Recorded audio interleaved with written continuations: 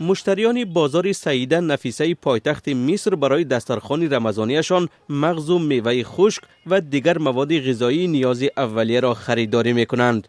آنها در صف اولین ها تأثیر جنگی را که در مسافه هزارها کیلومتر از مکان زیستشان جریان دارد احساس کردند. ماه گذشته فونت مصری در مقابل اسعار خارجی 14% قربش را از دست داد و حالا $1 امریکایی به زیاده از 18 فونت مصری برابر شد. مشتری محلی محمد توفیق خرید رمضانیش را 50% کم کرده است. سال گذشته نرخ پایین‌تر بود. امسال محصولات به قدر کافی هست ولی نرخ بلند است. یک محصولاتی را که سال گذشته 1 کیلو می گرفتم حاضر نیم کیلو و یک محصولاتی را که نیم کیلو می گرفتم حاضر 250 گرم خریدم. مصر یکی از وارد کنندگان اساسی گندم از روسیه و اوکراین بوده. از آن نگران است که ادامه جنگ در اوکراین این کشور افریقای شمالی را از یک طرف با کمبود جدی گندم مواجه خواهد کرد و از سوی دیگر شماره سیاحان روس و اوکراینی را کاهش خواهد داد.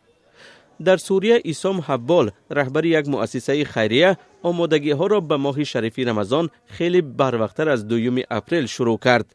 او میگوید جنگ در اوکراین حال ناگوار هزارها ساکنی سوریه را تباهتر کرد و بسیاری ها امکان آراستن دسترخوان رمضانی را از دست دادند. ما آمادگی ها به رمضان را ماه گذشته آغاز نمودیم. خدا را شکر کمک های خیریه نه کمتر بلکه بیشتر شدند. سپاس به کمک رسان های سخاوتمند که تقدیم سرمایه را ماه گذشته شروع کرده بودند. مؤسسه زیر رهبری حبال به مردم نیازمند افطارهای مجانی تشکیل میکند. مشتریان میگویند که در بازارهای سوریه مواد غذایی کم نباشد هم برای بسیاری ها دست نارس شده است.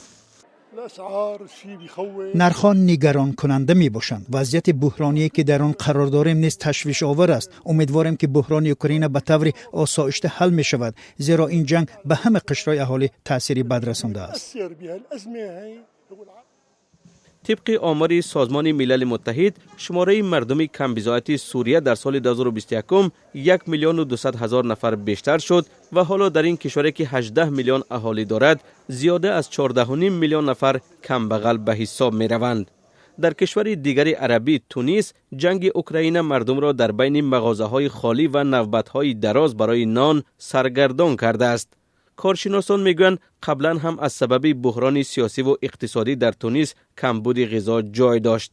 اکنون وضع جدی‌تر شده و هیئت صندوق بین المللی پول برای ارزیابی کمک به تونس سفر کرده است.